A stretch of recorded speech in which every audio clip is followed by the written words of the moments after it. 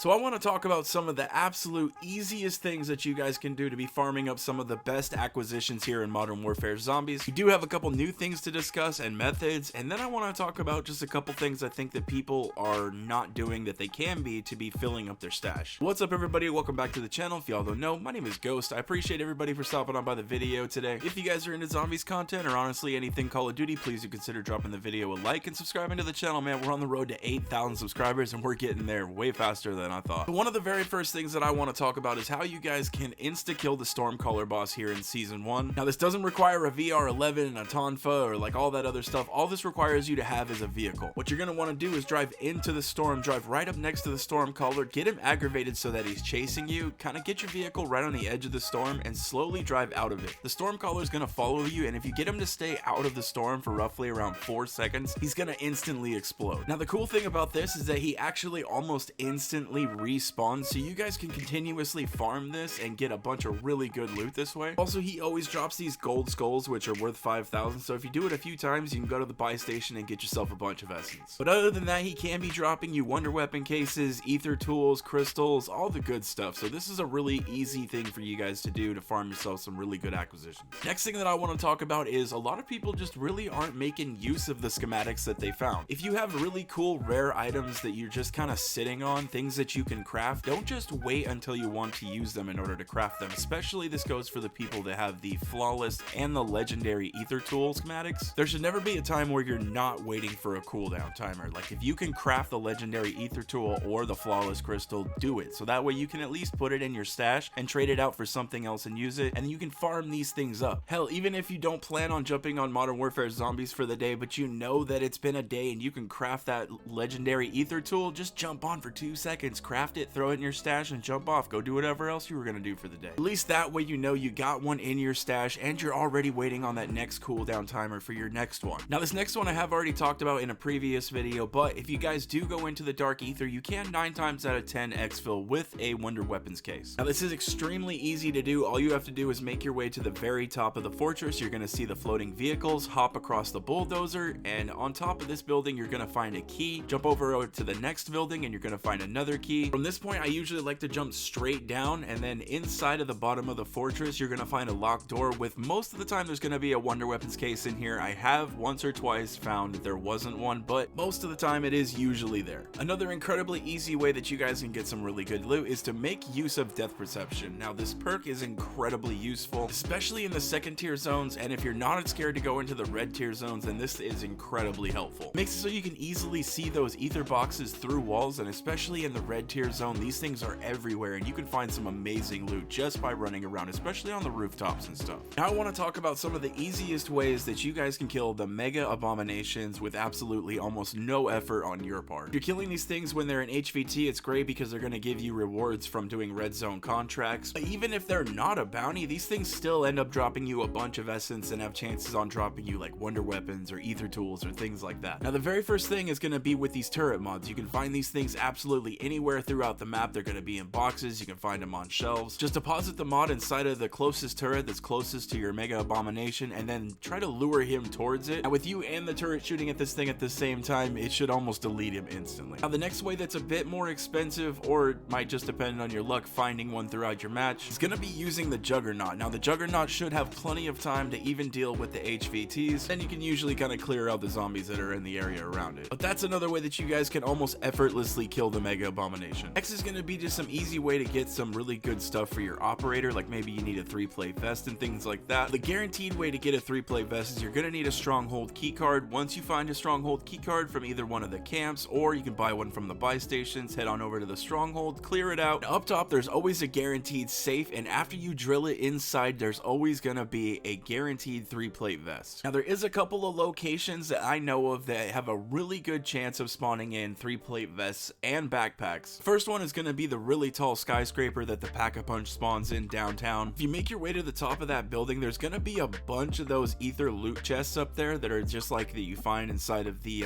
ether nests and the strongholds. Be sure to check all of those, and be sure to also check the lockers and stuff that are up there as well. The next is going to be the building that's just to the north of Pop-Off Power. That's also another building that's very known to have 3-plate vests in there, backpacks, and things of the sorts. Now another thing that I have talked about before, but this is one of the absolute easiest things that you you guys can do to get some of the rarest and best acquisitions in this game, and that is by defeating the red worm. And honestly, you guys, most of the time you won't even have to do the setup to actually get this thing to spawn in. You could just type in the chat and ask people if there's anybody in the lobby that is getting ready to do the red worm, or a lot of times in my lobbies there's a bunch of people asking if there's other people that want to either join up with them or just participate in a red worm fight. Another thing you guys can do is just watch the ether storm, and then towards the end of the match, if you see a bunch of people that are kind of hanging out towards the rim of it, you know that they're getting ready to do the fight, and you can just jump in there. You don't have to be on their squad, just make sure you get in a few bullets on them. You'll get those rewards. It's honestly really easy. Now I know what you're thinking, isn't he supposed to be like one of the hardest bosses in the game? Yes, he is, and technically the boss is kind of hard, but from my experience, whenever I've done it, I've always been around a big crowd of people. Everybody sends up a bunch of